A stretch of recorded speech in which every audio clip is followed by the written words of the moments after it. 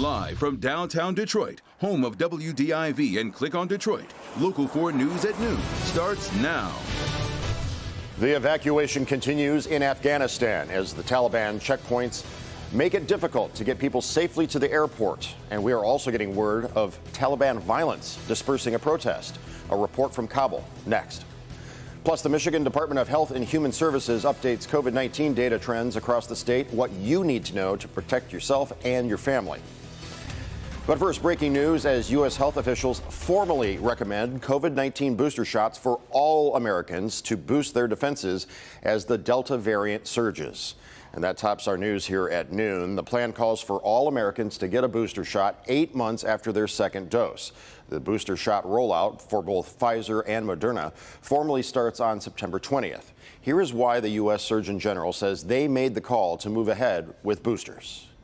The COVID-19 vaccines that are authorized in the United States have been remarkably effective, even against the widespread Delta variant. But we know that even highly effective vaccines become less effective over time. Recent data makes clear that protection against mild and moderate disease has decreased over time.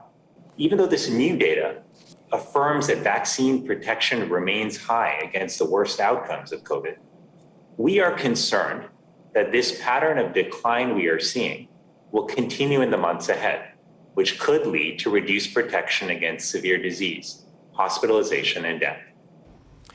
Here is a closer look at some of the brand new data that informed the decision.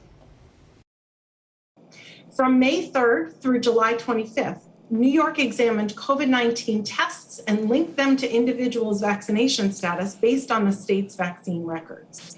This allowed New York to study vaccine effectiveness against infection over time for more than 10 million New Yorkers of all ages. Vaccine effectiveness in May, early during the vaccine rollout in the state, was 92%. In the later months, further from vaccination, vaccine effectiveness declined to 80%. Officials said they expect a booster shot will be needed for people who received the Johnson & Johnson vaccine, but they are still reviewing data for that. This comes as new cases continue to rise here in Michigan. The state health department released new information on trends just moments ago. Statewide positivity has increased to 7.7% and has been increasing for 7 weeks now. Positivity is increasing in all regions of Michigan. The state's top epidemiologist, Dr. Sarah Lyon-Callow, says the numbers are moving in the wrong direction. Michigan is in high level of community transmission. Our positivity, case rates, inpatient bed use, and mortality metrics are all increasing. And the Delta variant of concern is now the predominant variant in the state of Michigan.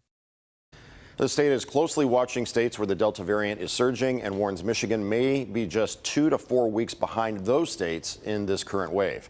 The state is urging more Michiganders to take steps to prevent the spread. The median model projections indicate that this fall will look a lot like last spring, with more than 4,000 deaths potentially occurring during the fall and winter.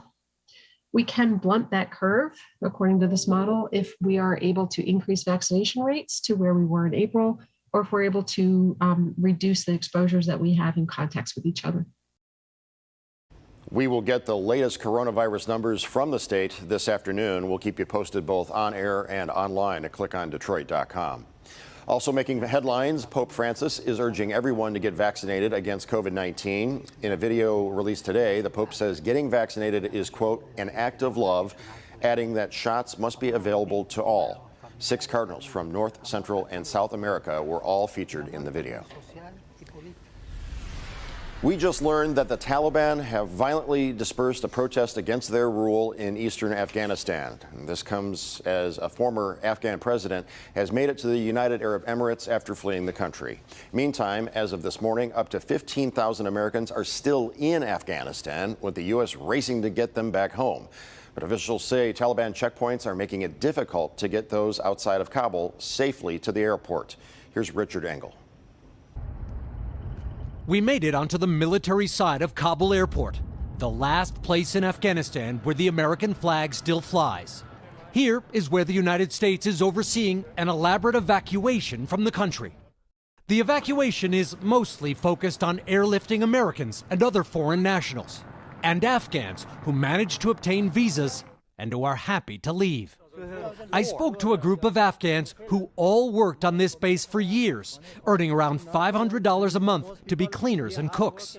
Not one has obtained a visa. And what would happen to you or you if you go back home? Are you worried for your safety? Of course, absolutely. You know, before a few days now, Taliban searching the homes. If you go outside, of course they will kill us. What bothers them isn't just the lack of action, but the lack of concern. This is the first time that somebody asked about our lives. Nobody before come to ask what's your problem, what your family have up in dangerous or no. Nobody. So this us? Yeah, this talking is to you. This is the first time. Just outside the airport, there are still many Afghans pushing to get in, including many women, begging to get out of the country so they don't have to live under the Taliban. And an update to that story, just in the last few moments, a State Department official has met with the Afghan workers on this base and assured them that efforts are underway to get their families onto the base and to get both them and their families visas to leave the country. Richard Engel, NBC News, Kabul. Thank you, Richard. Women are particularly concerned about the Taliban. Here you can see a group of brave women chanting and holding up signs in a small protest in Kabul on Tuesday. The Taliban has said that they would respect the rights of women within the framework of Islamic law within Afghanistan. Women have expressed, skepticism that that's actually going to happen. During the 1996 to 2001 Taliban rule, the Taliban stopped women from working, girls were not allowed to go to school, and women had to be accompanied by a male relative when going out. Women have no reason to trust them because this is not just about how they were treating women 20 years ago. It's about how they were treating women last week, because as they've gained control of more parts of the country, they've very often implemented policies that are undistinguishable from how they treated women and girls in 2001. It's an incredibly dark picture, and I think the most important thing is that the international community can't sort of shrug and say, oh, shame about that, and walk away. I think that the international community has an enormous responsibility to Afghan women. The International Rescue Committee warns that 2021 is on track to be the deadliest year for Afghan civilians in more than a decade, with women and children being the biggest group of victims. Let's turn our attention to the weather as we take a live look outside through Skycam. Brendan at 12:07, almost 12:08. What's going on?